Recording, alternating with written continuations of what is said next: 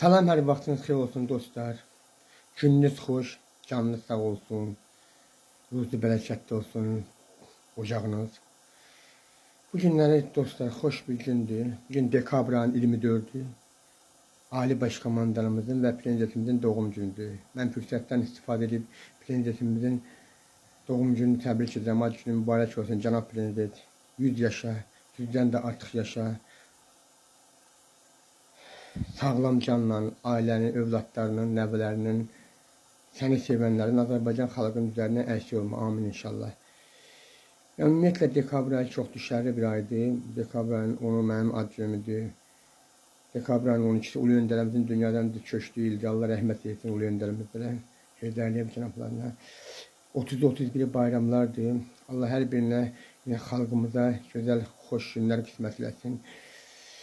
Bir daha təbrik edirəm prezidentimizi. Uzun ömür, can sağlığı, sağlam canla xalqın üzərinə əksik olmasın, onu sevənlərin, ailəsinin. İndi mənim bu çıxışımı bəzi, belə deyək, üzr istəyirəm, geri zəkalı insanları qıcıqlandıracaq, yəni fikri uzaqlaşdıracaq. Mən bilirəm də, ona görə bəri başdan qabaqlayıram, fikrimi qabaqlayıram. Ay, belə deyəcəklər ki, bəziləri o sosial mediada olanlar, dırnaq arası. Ay dövlətə üzr istəyirəm, quyruq bulayır, nə bilim 200 eləyir, nə bilim dövlətə yaxınca eləyir. Birincisi Allah'tan qorxur, mən özümdə Allah insanıyam, Allah'a tam yaxın bir insanam. Yəni kim xətrimə dəyirsə, Allah onu yerində otuzdurur. Kim haqqıma girirsə, Allah onun haqqını əlinə alır. Yəni belə bir insanam. Allah'tan qorxun, başqasının haqqına girməyin, həm söz haqqına, həm zəhmət haqqına girməyin. Onun ağırlığı başqa olur Allah üçün cədası. İkinciden mən elə bir kişinin oğluyam ki, mənim atam iş adamı olub. O vaxtçı Kirabat, indiki Gəncə şəhərində oxuyub. Yəni agronomluğu oxuyub, bir balaca da olsa deyim, yəni əskərliyin də bitirib, hərbi xidmətini də bitirib. Yəni 21 yaşından atası dünyasını dəyişib 1982-ci ildə, mən üzr istəyirəm, anadan olduğum ildə. Yəni öz ailəsinin, valideyn, anasının, qardaş bacılarının yanında olub, ona dəstək olub. İndi bəzi kişilər var, bəzi kişilərdən söhbət edir. Hər birinə yox, hər birinə şamil etmirəm. Bəzi kişilər 50-60 yaşları var, 50-60 yaşları. Amma ağsaqqallıq nə olduğunu bilmirlər. Ağsaqqallığın yolu hardadır, heç onu bilmirlər. Yəni 22 yaşında, 21-23 yaşında ağsaqqallıq eləmək hər kişiyə qismət olmur. Yəni mən hər bir kişinin oğluyam, babalarım da samballı kişi olublar. Yəni heç kimin biz bir deyərlər, nəsilləmə heç kimin kölgəsində, heç kimin yanında fırlanmamışıq, heç kimin üzr istəyirəm, heç kimə quyruq bulamamışıq. Öz adınızda başqasına qoymayın. Siz dərsiniz, bəziləriniz müəllim də, işiniz əldən getməsin, vəzifəniz, şan şöhrətiniz əldən getməsin, ona müəllim deyirsiniz, buna dayı deyirsiniz, buna əmi deyirsiniz. Adınızda başqasına qoymayın. Hamını yaxşı tanıyır. Allah da yaxşı tanıyır insanı. Bu bir tərəfə. İkinci, cənab prezident, sizə bir xahişim var. Elə bu ad gününüzdə təbrik etdim, qoy deyim. Bu gördüğünüz məktublar, mətnində göstərim. Heydər Əliyev fonduna doludur. Sizin adınızdadır, bu da sizin xanımınız, hörmətli vitse-prezidentiniz Mehriban Əliyevanın adındadır. Eyni mətnlərdə bir də adları dəyişilib, oxuya bilərsiniz. Heydər Əliyev fonduna doludur. Demək, qoy deyim, 44 günlük qələbəmiz başlayandan Allah sizə var eləsin, Ali Başkomandan olaraq əmr verdiniz, ordumuza qalib gəldik. 44 günlük qələbəmiz başlayan gündən atam da 61 yaşında dünyasını dəyişdi. Yəni burada şəkili də var, yəni göstərə də bilərəm. Mən yəni subutla işləyirəm ki, yəni heç kim məndən narazı olmasın. 61 yaşında dünyasını dəyişdi. Demək olar ki, Heydər Əliyev fondunda yalan olmasın. 30'a yaxın məktubum var. 30'a yaxın. Eyni mətndə məktublar. Siz hər dəfə deyirsiniz ki, cənab prezident, vətəndaş bizi görmək istəyirsə, bizə mesaj göndərmək istəyirsə, telegrama göndərmək istəyirsə, bizə siqnal versin, mənə siqnal versin. Siz deyirsiniz. Amma Heydər Əliyev fondu, yəni pisləmirəm, pisləmək kimi yox, alçaltı kimi yox. Heydər Əliyev fondu sizin dediyiniz o siqnalı söndürürlər. Bax, siqnalı söndürürlər Heydər Əliyev fondu. 2 dəfə də qəbul olmuşam. Bir Mart ayının 28'i, bir də sentyabrın 1'i bildiriş gəlib, 11'də qəbul olmuşam. Eyni sözlər deyirlər, prezident adam qəbul etmir, vitse-prezident adam qəbul etmir. Fikirləri budur. Başa düşdünüz. Mart ayının 28'i qəbula düşdüm. Dedilər ki, Apreldə müharibə başlayıb, Zəngəzur müharibəsi, prezidentin başı qarışıqdı ölkə başımızın. Və şimdi mən də dua etdim ki, olmasın. Çünki müharibədən çıxmış bir ölküyük, qələbəni qazanmış bir ölküyük, qələbə, necə deyirlər, qələbəli bir dövlətik, qələbəli xalqıq, qələbədən çıxan bir orduyuq. Bizə müharibə yaraşmır. Zəngəzur döyüş olmasın. Allaha dua etdim, heç olmadı da. Və sentyabrında 11'i çağırdılar, 12'si demək, bir çağırdılar, 11'də daha doğrusu üzr istəyirəm, bir bildiriş gəldi, 11'i qəbulda oldum sentyabrda. Eyni fikirlər. Prezident adam qəbul etmir, vice-prezident adam qəbul etmir. Bəs mənim prezidentim deyil bu. Necə deyirsiniz? Başqa ölkənin, çox ölkələrin dövlət başçıları öz vətəndaşlarını qəbul edir, insanları qəbul edir, siz gizləyirsiniz. Niyə olsun ki? İndi bir söz deyim. Ulu öndərimizə Allah rəhmət eləsin. Mən onlara da dedim, indi sizə deyim bu. Mən onlara dediyimi dedim. Həmən Heydər Əliyev fondunun işçilərinə.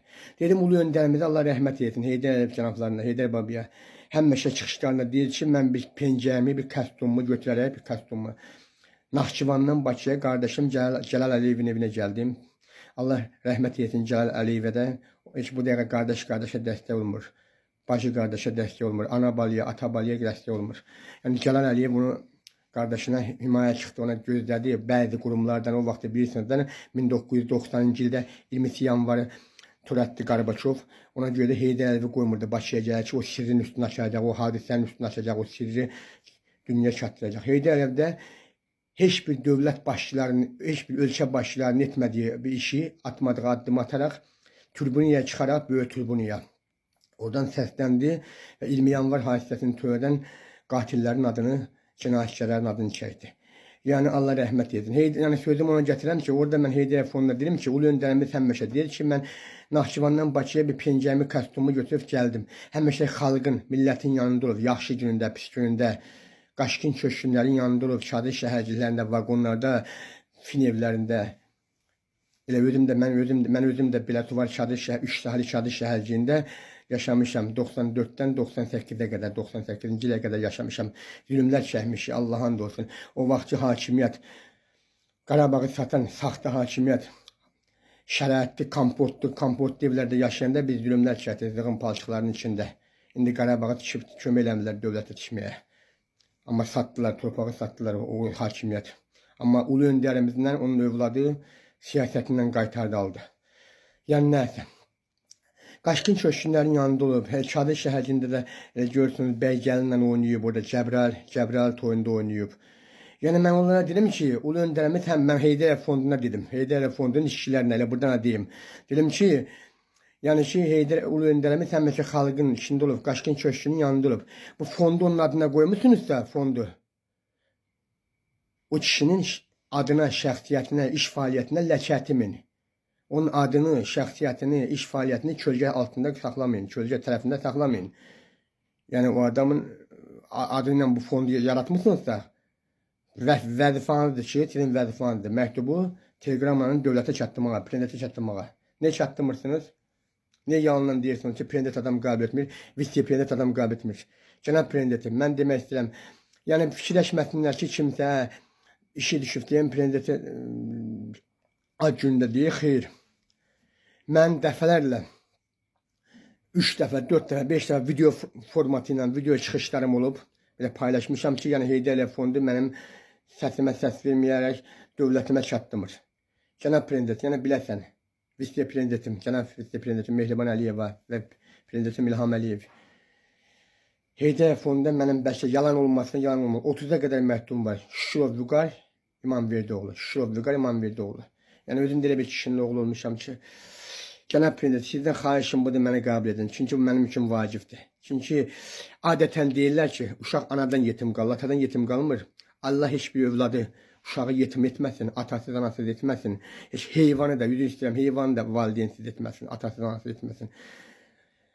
Amma belə götürəndə, elə oğlan uşağı atadan yetim qalır. Mən 4 ildə atam dünyasını dəyişib, Allaha and olsun deyirəm, Allahın adını çəkirəm. Birdən darıxıram, özümü necə deyərlər, özümü sıxıntı istəyirəm, özümü unutqan kimi istəyirəm, özümü yat kimi istəyirəm, kövrəlirəm. Birdən atam yadıma düşəndə, Ona görə də cənab prezident, göydə Allahı sırf qəlblə and olsun Qur'an-ı Kərimə. Mənim evimdə Qur'an-ı Kərimdən belə hər şeydən var. Baxın, hər şeydə var. Bax, bir deyim, məsciddən belə var mənim evimdə. Hər şeyim var. And olsun Qur'an-ı Kərimə deyirəm. Qur'an-ı Kərimin adından işləm. Sırf qəlblə, sırf təmiz qəlblə göydə Allahıma, yerdə dövlətimə tərəf gəlirəm. Xahiş edirəm cənab prezident, məni qəbul edəsiniz. Vitse prezident, məni qəbul edəsiniz. Heydər Əliyev fonunda yenə deyirəm, 30'a yaxın məhdum var, 30'a yaxın. Baxmırlar. Hələ 3-cü dəfə dekabrda qəbul etmək istəyirlər. Bu mənim arzumdur. Çünki atam iş adamı olub. Hər bir insana dəstək olub. Amma bu günlər 5 ildir yoxdur, 44 günlük qələbəmizdən. Mən gördüm ki, Qur'ana and olsun deyirəm, özümdə bir yadlıq istəyirəm. Ölgəhlik istəyirdim. Necə deyirəm, sıxıntılıq istəyirdim. Sən nə deyirəm, gördüm məni öldürmək istəyən insanları gördüm. Məni hətta qətlə yetirən insanları da mən gördüm. Məni tutub içəri salan insanları da gördüm. Ona görə də yəni dərin etmirəm. Göydə Allah'a yerdə sizi deyirəm, cənab prezident və vitse prezidentim. Çünki insanlarda gördüyümü gördüm. Məni atam qoruyurdu. Atam qoruyurdu məni. Atam yoxdur. Bu günləri onlar da mənim üçün yoxdur. Atam hər birində yaxşılıq edib, əl tutub. Hər birini, qapımız qonaqlı, qoçaqlı olub. Bu günlər onların birini görmürəm. Biri yoxdur. Kişi özü qərar verməlidir. Kişi, üzr istəyirəm, xanımının göstərişi ilə, xanımının qərarı ilə, üzr istəyirəm, loru da çıxdı, arvadının göstərişi ilə, arvadının əmrini oturtturmamalıdır. Onu mənim atam bacarmadı. O kişi bacarmadı onu. O kişi özü qərarını verdi. Qərarı özünün oldu. Çünki kişi oğuldu. Kişinin oğuldu. Amma indiki bəzilərdən söhbət gedir. Hər birində şamil etmirəm. Bəzi kişilər xanımının qərarından, həyat yoldaşı xanımının qərarını oturtdururlar. O da ona başucalığı gətirmir. O da o kişiyə başucalığı gətirmir. O kişini hörmətdən salır, izzətdən salır, kişini başını aşağı edir. Nəysə də yəni dərin etmirəm, şəxsi söhbətlərə qarışmıram. Yəni, qarışıram, mən bir musiqiçi olaraq həmişə öz adımla yaşamışam. Heç bir şəxsi problemdən bəzi dırnaq arası müğənnilər kimi, musiqiçilər kimi mən şəxsi həyatımdan gündəmə gəlməmişəm. Bir musiqiçi olaraq, istedadlı musiqiçi olaraq mən Azərbaycanda sözümü demişəm. Yəni istedadlı qeyri-adi bir musiqiçi olaraq, vətənpərvər bir insan olaraq. Mən heç vaxt ailə üzr istəyirəm, şəxsi ailə problemlərindən gündəmə gəlməmişəm. Adımla gəlmişəm. Ona görə cənab prezident, bu mənim üçün ehtiyaclı, gördüyümü gördüm. Həqiqətən gördüyümü gördüm. O aşıq deyil, gördüyün çalar. Gördüyümü gördüm.